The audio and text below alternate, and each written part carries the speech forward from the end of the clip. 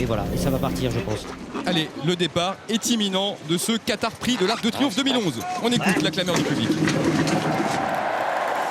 Alors on a des frissons, Pierre, ça y est, c'est parti pour cette nouvelle édition avec un très bon départ du cheval japonais, le numéro 4, Hiruno Damour, associé à Shinji Fujita, qui a pris le meilleur départ, très bon départ aussi de Testostérone qui vient pour l'instant en 2e, 3e position. Et nous voyons maintenant les chevaux irlandais, Pierre, qui se rapprochent. Oui, Treasure Beach qui a pris la direction des opérations, Charetta, la compagne de couleur de Sarafina également, donc on peut penser que ces deux chevaux vont servir de lièvre à leurs champions respectifs.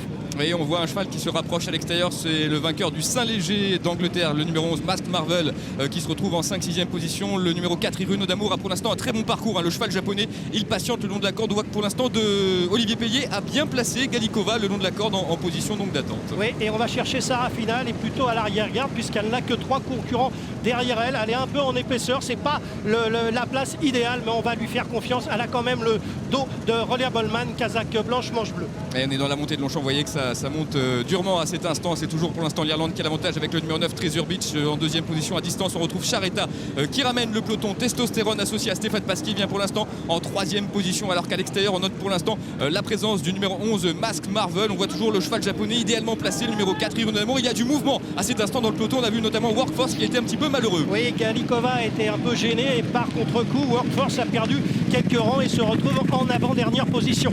Méandre a pour l'instant un très bon parcours associé à Maxime Guyon. Vous voyez cette casaque jaune avec une toque bleue qui patiente en 8-9e position, suivi pas très loin d'ailleurs par Gérald Mossé en selle sur le lauréat du Jockey Club, le numéro 12 Reliable Man. La fausse ligne droite maintenant, Pierre. Oui, toujours sous la conduite du même, le cheval de train de l'écurie irlandaise Treasure Beach, qui est maintenant relayé par son autre compagnon d'écurie, le 2 Saint-Nicolas, avec Charetta à leur côté. Là on est en train de s'expliquer pour déposer le travail pour les autres chevaux qui vont venir plus tard, c'est-à-dire les champions. Mais pour l'instant les champions sont toujours en retrait.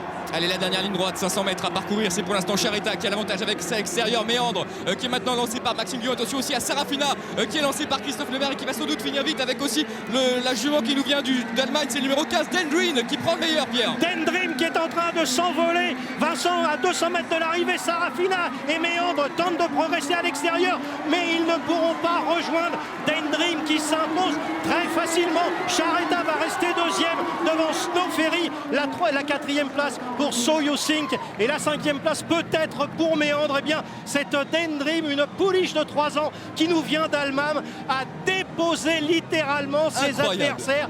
Ils n'ont eu pas l'ombre d'une chance dès la mi-ligne droite. Dendream avec course gagnée et ça c'est quand même une grosse surprise. Le record de la course serait battu. Ben, c'est pas étonnant parce qu'ils n'ont pas amusé le terrain, les Irlandais, avec Charetta qui les a longtemps accompagnés. 2-24-49 Ah ouais, ben, c'est pas étonnant, mais Dieu que cette Dendream nous a impressionnés parce qu'à mi-ligne droite il n'y avait plus qu'elle au monde. Je vais demander une réaction rapide à Dominique Boeuf sur cette victoire de l'Allemand. On avait dit l'Allemagne n'avait triomphé qu'une seule fois, c'était avec Starapil en 75. Quelle impression laissée par cette jument. Oui, elle venait de gagner 2 fois de cette façon-là. Elle a fait des gros progrès dans les derniers mois qui ont précédé l'Arc de Triomphe. Là, elle gagne sans aucune excuse. Tout le monde a fait sa course et en plus, elle barre le record de la piste. Je crois que c'est fantastique. C'est vraiment Elle a montré aujourd'hui que c'était une pouliche extraordinaire. Moi, j'ai pas vu d'incident. Rebellion Man a une mauvaise course. Le nez au vent à l'extérieur, mais tous les autres n'ont pas vraiment d'excuses.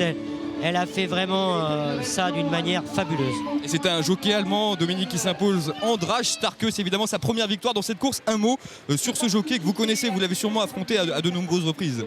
Oui, j'ai été en Allemagne plein de fois, étant donné que je montais pour l'Allemagne pendant les 2 dernières années. C'est un très très grand jockey, il a tout gagné dans son pays. Il a gagné aussi à Dubaï, en Angleterre, il a gagné partout.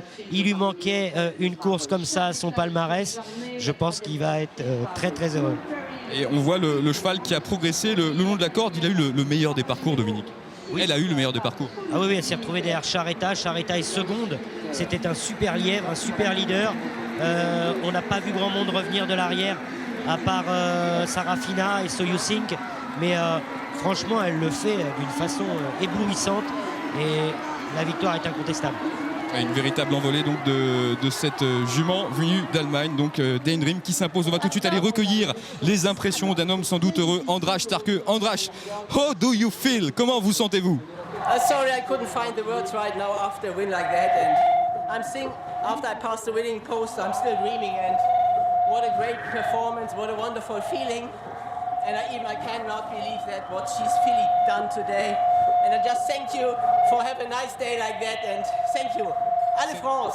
Voilà András qui a dit qu'il ne trouvait pas les mots évidemment suite à cette victoire qui le comble de bonheur. Est-ce que vous lui demandez un petit mot, Dominique András Sarkö? Andreas, it's Dominic on the microphone. Very happy for you and for your stable. It's a great winner, and you ride the best race, and I'm very happy for you. Thank you very much. Thank you very much.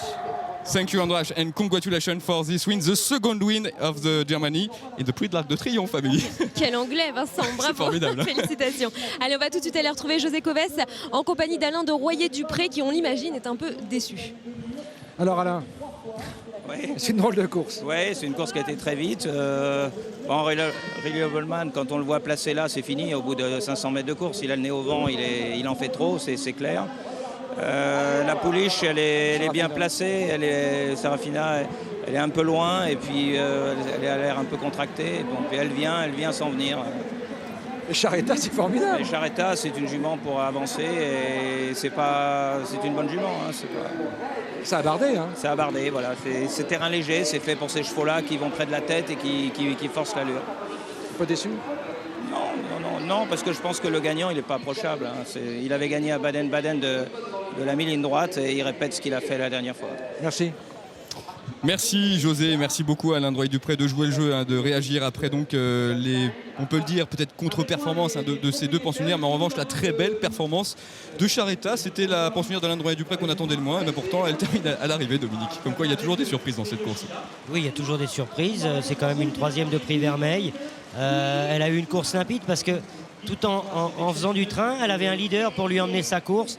Il y a des chevaux qui se montent différemment et là aujourd'hui le train avec le record de la piste montre qu'ils ont usé les chevaux qui ont des pointes de vitesse.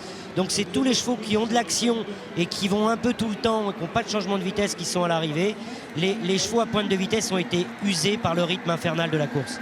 Voilà, on regarde cette vue de face ensemble et on voit donc l'envolée de Daydream, une pouliche de 3 ans qui s'impose vraiment avec un style hallucinant aujourd'hui. La très belle performance aussi de Charretta, donc qui va conserver la deuxième place. Troisième place pour Snow Ferry qui court aussi remarquablement. So You Sing, donc qui nous venait d'Irlande, termine quatrième. C'est tout de même une belle performance de sa part. Et c'est Saint-Nicolas Sabillin, le numéro 2, qui va compléter la bonne combinaison. Les explications de jockey. Que dit-on lorsqu'on montait la favorite, qu'on descend de cheval? Que dit-on à l'entraîneur? C'est pas facile de parler d'une telle performance. Oui, mais ça fait complètement partie de notre métier. Il faut être assez intelligent et lucide pour analyser une défaite comme une victoire. Et en règle générale, Christophe Patrice Lemaire, pour ça, est un garçon très intelligent. Et il a dû dire ce que Alain de Royer-Dupré a dit aussi et ce que je viens de vous dire.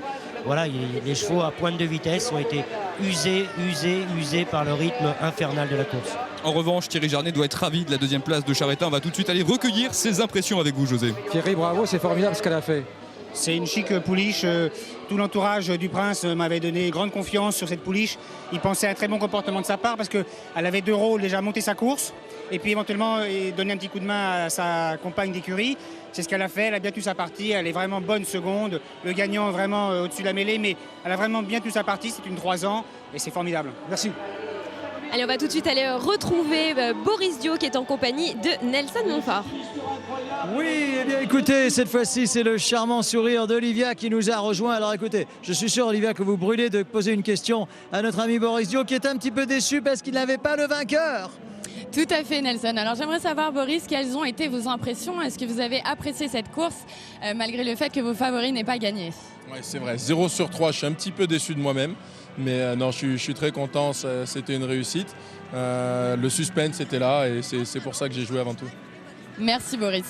Boris, quand nous retrouvons-vous sur les parquets, puisque c'est aussi ce qui intéresse nos téléspectateurs de sport cet après-midi sur France 3. Oui, bien sûr, à cause du lockout américain, je vais pouvoir évoluer en France, donc je serai sur les parquets tous les vendredis avec les GSA Bordeaux. C'est noté, vive l'équipe de France de basket, en dehors de cet après-midi magnifique que nous vivons ici à Longchamp. Merci Nelson et Bordeaux qui vient d'ailleurs de s'imposer. La réaction à chaud de Christophe Lemaire avec José. Christophe qui doit être un peu déçu, évidemment, José. Christophe, qu'est-ce qui s'est passé? Je sais pas, j'ai pas vraiment d'explication. On a une bonne course. La jument était sur le mort, mais sans plus, tout au moins pas plus que d'habitude. Peut-être la chaleur, non? Et non, pas forcément. Je sais pas, peut-être un jour sans. J'ai pas d'explication là tout de suite, mais la jument en tout cas elle n'a pas mis la pointe de vitesse qu'on lui connaît pour finir, parce qu'au moins on aurait pu penser être deuxième, la gagnante semblait un peu au-dessus, mais au moins on pouvait largement avoir la deuxième place si elle avait accéléré comme elle sait le faire. Merci. Merci José. Pierre, quel goût vous laisse cette victoire de l'Allemande Daydream? J'ai l'impression d'avoir assisté à un arc au scénario totalement improbable. Parce que lorsque j'ai vu les Irlandais et Charretta qui essayaient de faire une course par relais afin d'aider leurs champions, Soyou Sink et Sarafina, je me suis dit tous ces chevaux-là vont se mettre au pas à mi-ligne-droite. Il n'en a rien été puisque que ce soit Saint-Nicolas-Abbey, que ce soit Charretta, eh bien ils se retrouvent quand même à l'arrivée dans les 5 premiers et voir cette Allemande qui a déposé tout le monde, on ne s'y attendait vraiment pas. Alors c'est vrai qu'elle venait de gagner le Grand Prix de Baden-Baden. C'est vrai que le Grand Prix de Baden-Baden a souvent donné des chevaux à l'arrivée du prix de l'Arc de Triomphe, mais de là à penser que Dendream allait s'envoler de la sorte, il n'y avait qu'un pas très très grand à franchir et que je ne pouvais pas franchir. Et je dois avouer que j'ai été impressionné par Dendream, mais j'ai été très très déçu par les chevaux que l'on attendait. Et voilà le retour victorieux d'András Starke qui est bien sûr acclamé par tout le public. On parlait tout à l'heure des Britanniques qui viennent en nombre évidemment chaque année, des Japonais qui étaient là en nombre, mais il y a aussi des Allemands qui viennent toujours à Longchamp pour assister à cette très grande course. Évidemment András Starke est salué comme il se doit. Un petit mot Pierre sur la performance des Français. Attends, on me dit juste un instant qu'on a Freddy Head, la réaction de Freddy Head qui va nous parler donc de Galikova. Qu'est-ce qui s'est passé, Freddy? Qu'est-ce que tu as dit, Olivier? Rien, je pense que la jument était un peu passée aujourd'hui. Je pense que le vermeil, quand même, elle avait dans les jambes, elle avait l'air bien. Comme les pouliches, en fin d'année, elle avait son poil qui était un peu, le poil d'hiver qui était un peu passé, qui était arrivé. Peut-être un petit peu moins bien, elle ne le fait pas voir, mais il faut peu de choses pour changer. Elle parle pas, hein. Pour quelques longueurs, il faut peu de choses. Hein. Oui, jamais aucune émotion, hein. Non, dès le départ, j'ai senti qu'elle n'est pas bien partie. Et puis après, bon, elle allait bien, elle a eu un bon parcours, mais pas tranchante. Merci, merci Freddy. Changement de discipline demain sur France 3 dès 13h45 comme chaque jour puisqu'on